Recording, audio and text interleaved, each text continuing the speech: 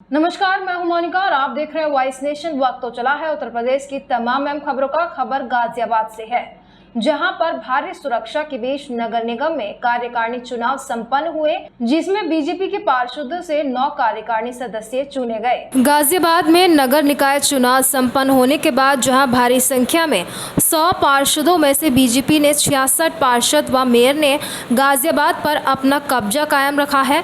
वहीं पार्षद चुनाव के बाद नगर निगम में कार्यकारिणी के चुनाव की प्रक्रिया होनी होती है। अब 1 महीने बाद नगर निगम में कार्यकारिणी चुनाव कराया गया, जिसमें बीजेपी के पार्षद से 9 कार्यकारिणी सदस्य चुने गए। वहीं सपा से 1, कांग्रेस से 1, तो वहीं निर्दलीय भी पार्षद 1 ही रहा। कार्यकारिणी सदस्य में अपनी जीत दर्ज कराई, जहां एक तरफ नगर निगम चुनाव के बाद पहली बार पार्षदों के साथ एक बड़ी मीटिंग का आयोजन भी किया गया, तो वहीं भारी सुरक्षा के बीच नगर निगम कार्यकारिणी चुनाव को सकुशल संपन्न कराया गया।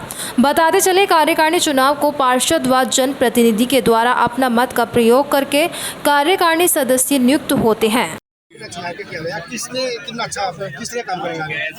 मुझे ये सूचनाएं लगातार मिल रही थी कि भारी पैसे लेकर लोग वोटों को लालच दे रहे हैं। एक गलत परंपरा थी सदन में। मुझे लगा चाहे कुर्बानी अपनी देनी पड़े और सदन की परंपरा को समाप्त नहीं होने दें। अब सदस्य किस अनुपात में किस तरह लिए गए? हमारे 9 हो गए और विपक्ष के 3। वैसे तो सारे ही महापौर जी के सारे ही अपने जो भी सदन में, किंतु खरीद फरोख्त करने वालों जो ये बड़े पैसे देके और जो वो बड़े मासूम बन के जो कर रहे थे, उन पर मेरी नजर रहेगी। ये इनको कहाँ से था कि खरीद फरोख्त का मामला? सबका पता चलता है। आप कहाँ का कहते हैं वहाँ का आ जाएगा इनको। आगे अच्छी निगम ठीक चलेगा। चलना चाहिए आप लोगों का। मैं कहीं गलत होगा तत्पर रहूंगी उसको ठीक करने। कहीं किसी गरीब का हित है, कहीं किसी का कार्यकर्ता का पेट पलता है, कहीं किसी भाई का पेट पलता है। कायदे से एक महापौर जी आ गए। आज 1 मिनट। बढ़ते हैं अगली खबर की ओर। खबर बिजनौर से है, जहां पर एसपी सिटी ने हत्या की घटना का खुलासा करते हुए आरोपी को गिरफ्तार कर जेल भेज दिया है। बता दें, एसपी सिटी प्रवीण रंजन सिंह का कहना है कि अमित की तहरीर पर मुकदमा दर्ज कर कार्रवाई की जा रही थी।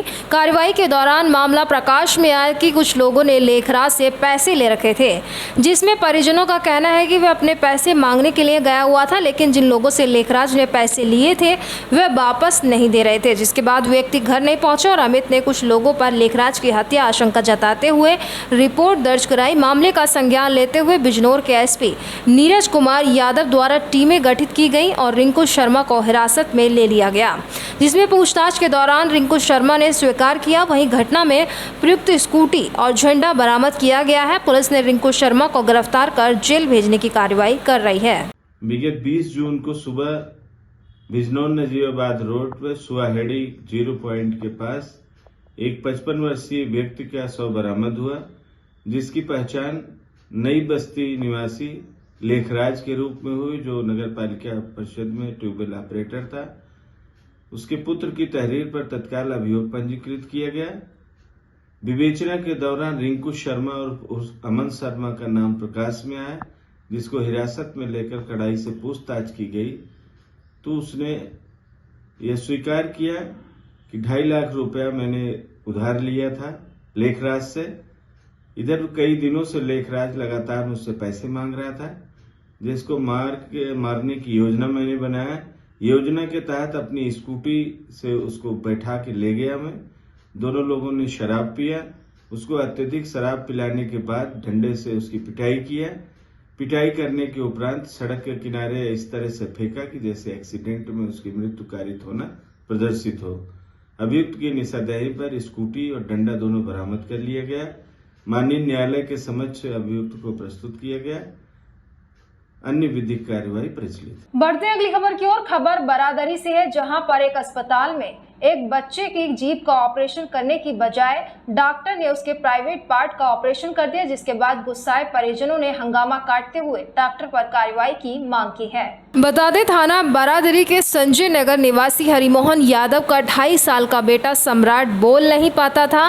किसी ने उनसे कहा कि बेटे की जीभ का ऑपरेशन करा दे तो वह सही हो जाएगा। उन्होंने डेलापीर स्थित एक निजी अस्पताल में उसे ऑपरेशन के लिए भर्ती करा दिया। उनका आरोप है कि दूसरे समुदाय के डॉक्टर ने उनके बेटे का तुतलाने का ऑपरेशन करने के बदले खतना कर दिया। जब उन्हें पता चला तो वे हैरान रह गए। तुरंत ही घटना की सूचना आग की तरह फैल गई। घटना की सूचना पर मौके पर पहुंचे हिंदू जागरण मंच के नेता हरिमोहन का आरोप है कि डॉक्टर ने ये कृत्य जानबूझकर किया है। अस्पताल वाले उन पर समझौते का दबाव बना रहे हैं, लेकिन वे आरोपी डॉक्टर के खिलाफ कार्रवाई करेंगे, जिससे आगे जाकर इस तरह के डॉक्टर अन्य किसी के साथ ऐसी घटना ना कर सकें। आज दिनांक 23 जून 2023 को थाना बारादरी क्षेत्र अंतर्गत स्थित hospital doctor M A Khan hospital में परिजन अपने 2.5 वर्षीय बच्चे के जीभ के ऑपरेशन के लिए उपस्थित हुए थे। परिजनों का यह आरोप है कि डॉक्टर ने जीभ के ऑपरेशन की बजाय 2.5 वर्षीय बच्चे का सर्कमसिजन कर दिया। इस संबंध में एक प्रार्थना पत्र प्राप्त हुआ है। प्रार्थना पत्र की जांच के लिए कमेटी गठित कर दी गई है। कमेटी की रिपोर्ट के आधार पर अग्रिम विधिक कार्रवाई अमल में लाई जाएगी। हाँ सर, आपके हॉस्पिटल में जो खतना को लेकर एक आज मामला चल रहा है, तो क्या कहेंगे उसको लेकर आप? ऐसा है ना कि बच्चा आया था पिछले संडे मुझे दिखाने के लिए, उसको पेशाब की दिक्कत थी, उसमें बीमारी थी, उसको फाइमोसिस कहते हैं। उसका इलाज जो है वो खतना होता है सर, तो ये उसको बता दिया गया था। मेरे यहाँ स्टाफ एक बुआ है, काम करती है, वो साथ में आई थी उससे।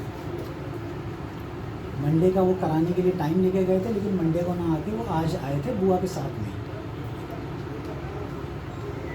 बुआ ओटी में लेके आई, मैंने उसका सर्कमसिजन कर दिया, कंसेंट भी ली गई उनसे। अब जब करने के बाद में जब बच्चा बाहर निकला तो उन्होंने ये कहना शुरू किया कि भाई हम तो खतना कराने नहीं लेने आए थे, हम तो तुतना कटवाने के लिए लेके आए थे। ये आपने परिजनों को बताया था, पहले अवगत कराया था उन्हें इस संबंध में? आपने प्रेस्क्रिप्शन में लिखा होगा इस प्रकार से कि इनका खतरा होगा? पिछली बार का प्रिस्क्रिप्शन नहीं बना था, क्योंकि संडे का दिन था, बुआ साथ में थी, तो बुआ ने पर्चा नहीं बनवाया था, मुझे ऐसे ही दिखाया था, तो मेरी बराबर बात हुई। इसको लेकर कई हिंदू संगठन भी आवाज़ उठा रहे हैं, तो उसको लेकर आप कैसे निष्कर्ष निकालेंगे? भाई मेरे ख्याल से इसमें ऐसा कोई मैटर तो है नहीं। बच्चा बीमारी का इलाज कराने आया था, मैंने उसकी बीमारी का इलाज किया। सर्कमसिजन एक ऐसी चीज़ है कि जिसको जो है रिलीजन से तो आप नहीं जोड़ सकते। बीमारी में हिंदू समाज में भी सर्कमसिजन होती है। परिजनों से बातचीत के दौरान उन्होंने बताया था बच्चे को सिर्फ एक हकलाने की प्रॉब्लम थी, बाकी बच्चे को कोई प्रॉब्लम नहीं थी। बोले हमने हकलाने के लिए लेके आए। 2 साल के बच्चे से आप ये उम्मीद करते हैं कि वो बोलने लगेगा और हकलाने लगेगा? 2 साल के बच्चे से आप ये उम्मीद तो नहीं करते कि वो सेंटेंसेस बोलेगा और जो है वो क्या कहते हैं हकलाना शुरू कर देगा। ठीक। आपका नाम? राम सिंह। क्या मामला है? सुबह आज हम बच्चे का तुतना होता है जीभ नीचे, तुतना उसको कटाने आए थे। तुतना की जगह उन्होंने बच्चे का खतना कर दिया। ये किस अस्पताल का मामला है? ये डॉक्टर एम.के. खान। तो इसको लेके आपने कोई शिकायत की और डॉक्टर ने क्या आपको इसके बारे में कहा? जवाब डॉक्टर से कहा? ये सर ना हमने कोई शिकायत की और न डॉक्टर ने मुझे बताया था इसके ये परेशानी है। पहले डॉक्टर साहब मुझसे पूछ रहे थे इसको परेशानी है तो करें ना करें। क्यों? जब हम तुतना कटाने आए थे तो तुतना काटते तो खतना का मतलब क्या था? आज कोई खतना लिंग में परेशानी थी तो डॉक्टर साहब मुझसे बात करते, किसी को परेशानी है तो बताते उनके लिए कराना नहीं कराना। बच्चे की उम्र क्या है? बच्चे की उम्र 2 साल है। वो बच्चा आपका कौन है? बच्चा हमारा छोटे भाई बेटा। ठीक है। अब आप इसको लेके क्या चाह रहे हैं? अभी सुबह उसके पापा आ रहा, पापा बताएगा। बढ़ते अगली खबर की ओर। खबर पीलीभीत से, जहां पर खजुरिया गांव में एक अस्पताल में टीकाकरण के दौरान एक बच्चे की मौत हो गई, जिससे नाराज परिजनों ने सीएचसी में जमकर हंगामा काटा। वहीं पुलिस ने बच्चे के शव को कब्जे में लेकर पोस्टमार्टम के लिए भेज दिया और बच्चे की मौत के बाद बच्चे की मां सहित परिवार का बुरा हाल है। बिलसड़ा के गांव खजुरिया नवीराम में अवनीश कुमार के 7 माह के बेटे शिवम को लेकर बिलसड़ा सीएचसी लाया गया। पिता का आरोप है कि एएनएम ने बच्चे को इंजेक्शन लगाया, इससे बच्चे की हालत बिगड़ गई।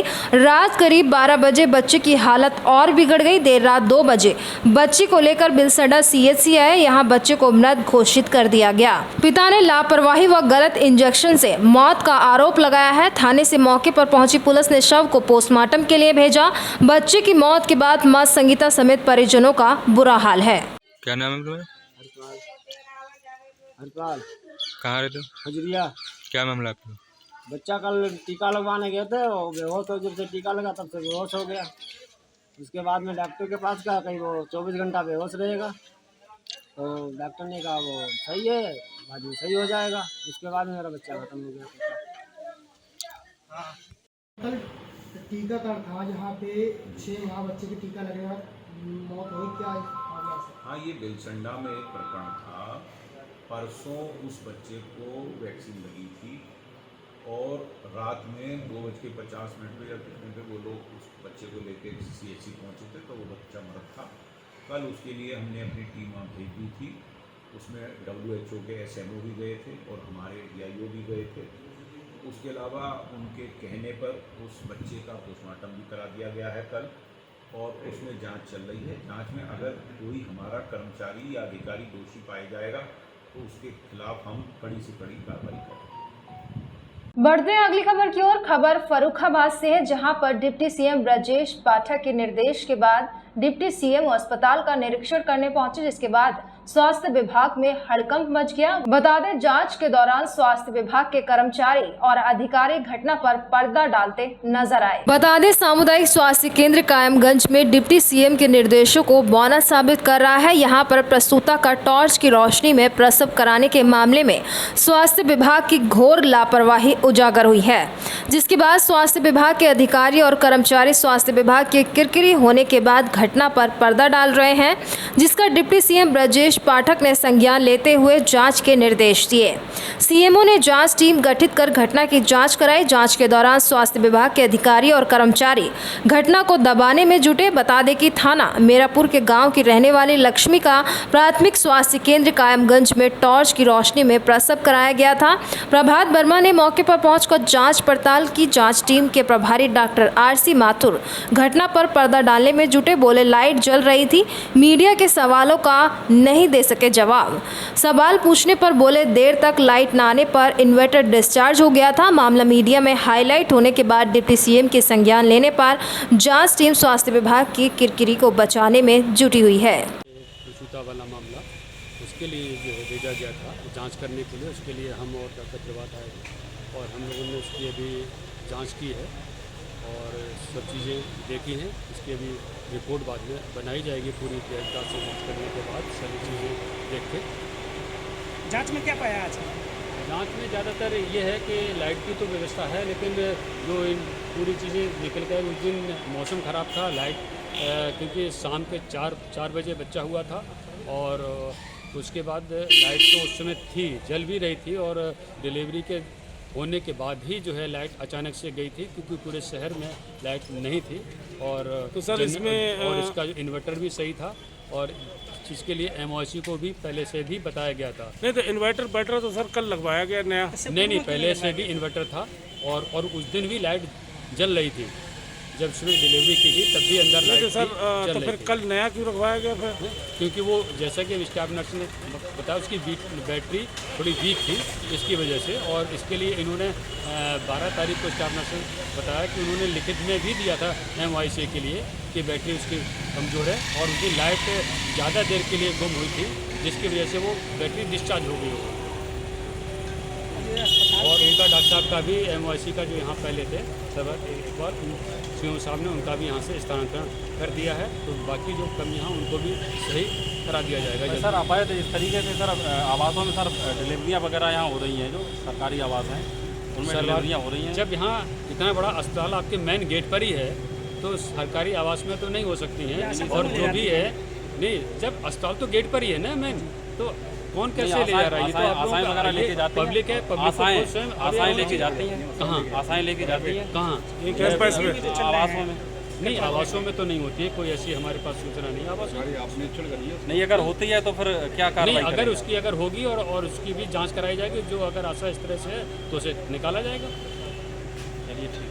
फिलहाल इस वक्त की खबरों में इतना ही। तमाम देश दुनिया की खबरों से रूबरू होने के लिए बने रहिए वॉइस नेशन के साथ। अभी दीजिए इजाजत, नमस्कार।